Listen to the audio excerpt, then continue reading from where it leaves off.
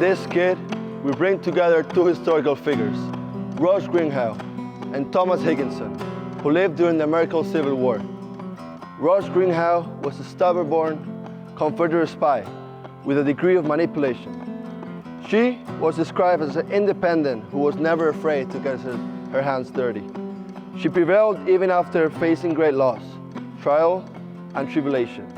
Thomas Higginson was a Union Army officer and a prominent abolitionist who was often described as a progressive and open-minded individual. His commitment to social justice issues and his willingness to challenge conventional norms suggest a person with a strong sense of moral conviction.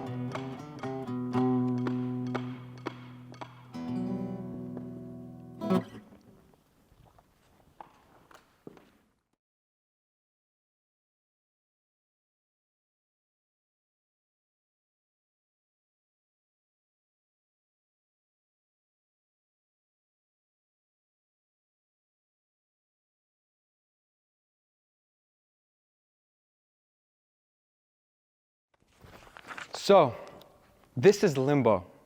Everything, everywhere, and nothing, all at once. I always knew there was more, but this wasn't what I pictured.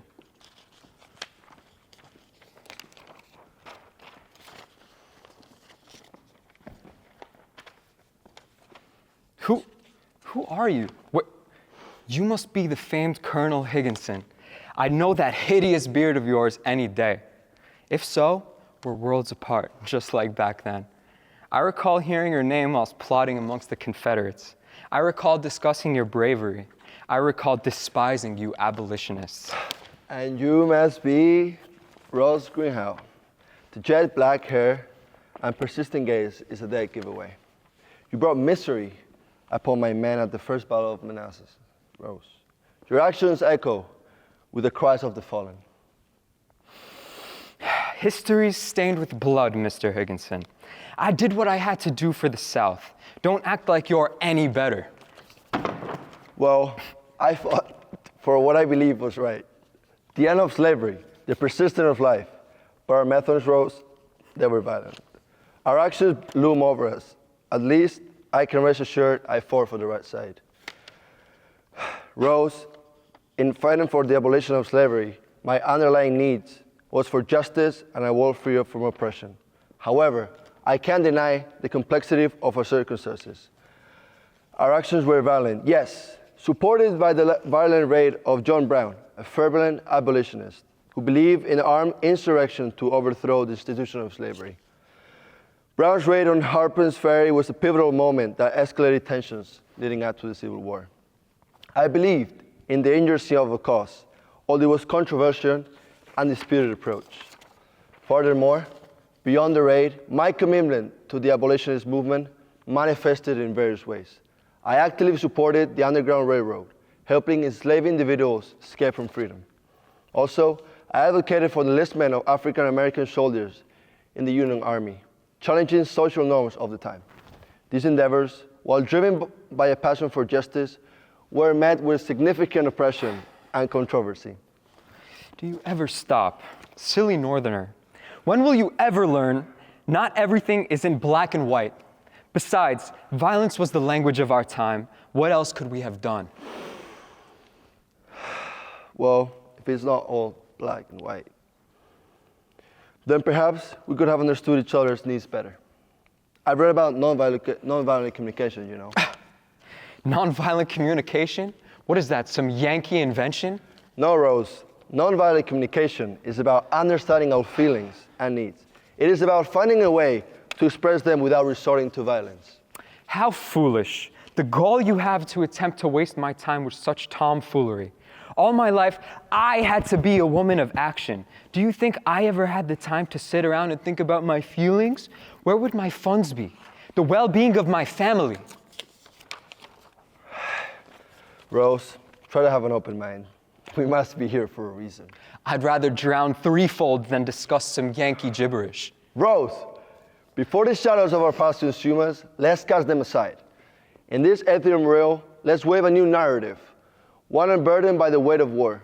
Meet me in the middle of our memories, where empathy can bloom. Share with me the echoes of our youth, the whisper of our bringing. Help me understand the needs that drove us, the motivations behind our actions. Let us discover the threads that connect us beyond the strife. Will you, Rose? If it will get you to be quiet for a while longer, then fine, very well. I emerged from the soil of rural Montgomery County, Maryland, a tiny bud in a garden of privilege, nestled within a small plantation tended by my slave-holding parents. It was a simple time, and our fortune shielded us, veiling from the storm's approach. We were so lucky back then, and we didn't even know it. My family was well off.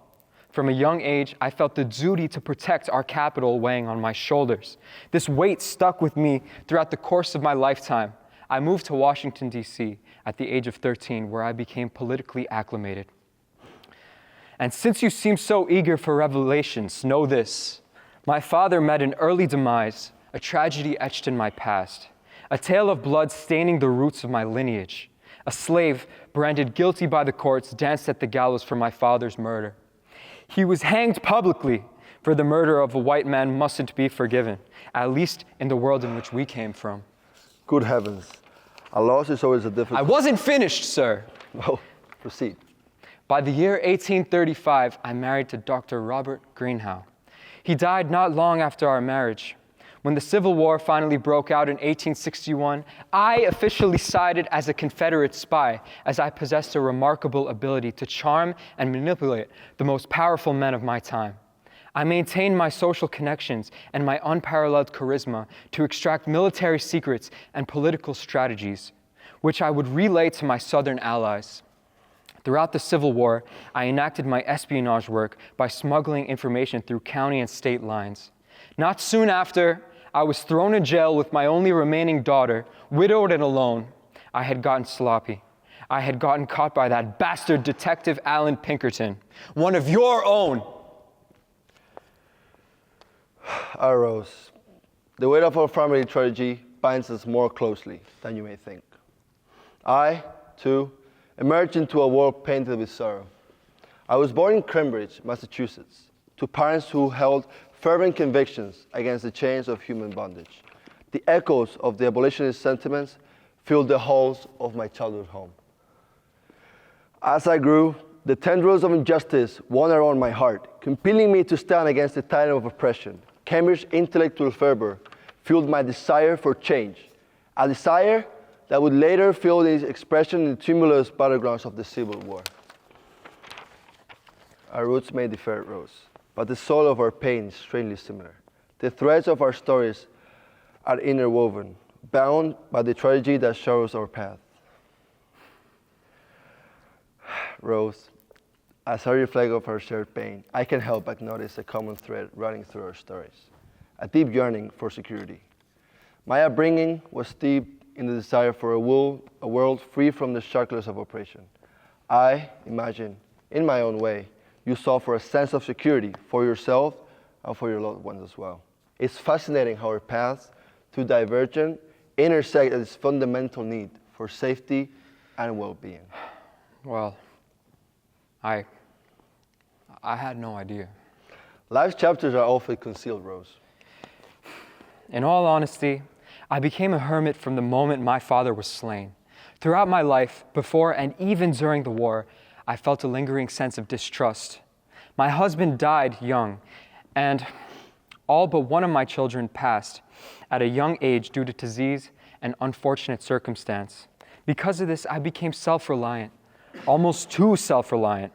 It made me lose touch with my feelings. In short, 2 years of terrible war, equivalent to an age of quiet life, have passed through the existence of us all, leaving in a deep and ineffaceable track. War lives its mark on us, Rose. My experiences echoes with the same pain. A gruesome time indeed, Mr. Higginson. I'm happy you were able to open up to me, Rose. We have more in common than you think, huh? Well, indeed. Divinity must be real if I have backstory commonalities with a Yank. Maybe I was too harsh at first. But you must get it, Tom. I was a prisoner, a spy, and a mother.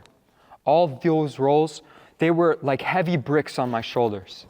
Many who were dear to me have been slain or maimed for life fighting in defense of all that makes life of value. When I was released from the shackles of prison, I fled straight to Europe to gather more funds for my cause.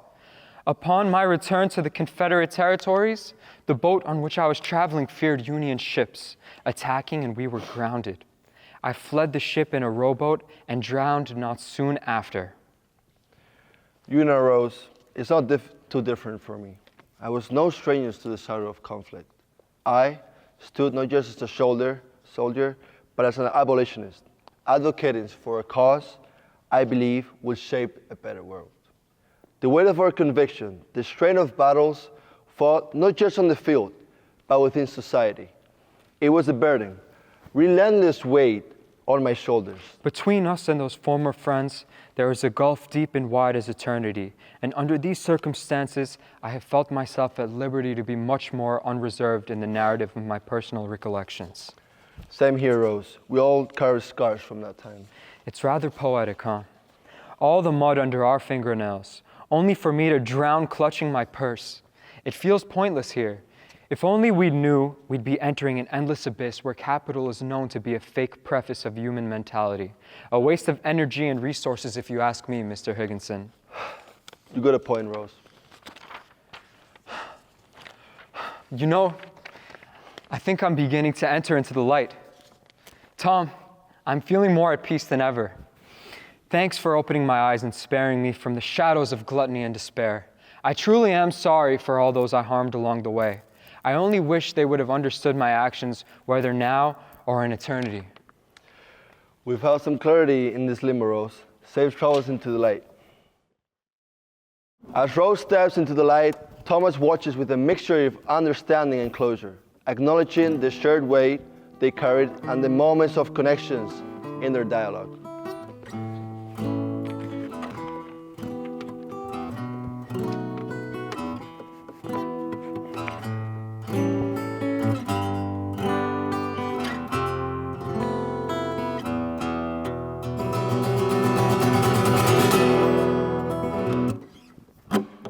End. You gotta do this.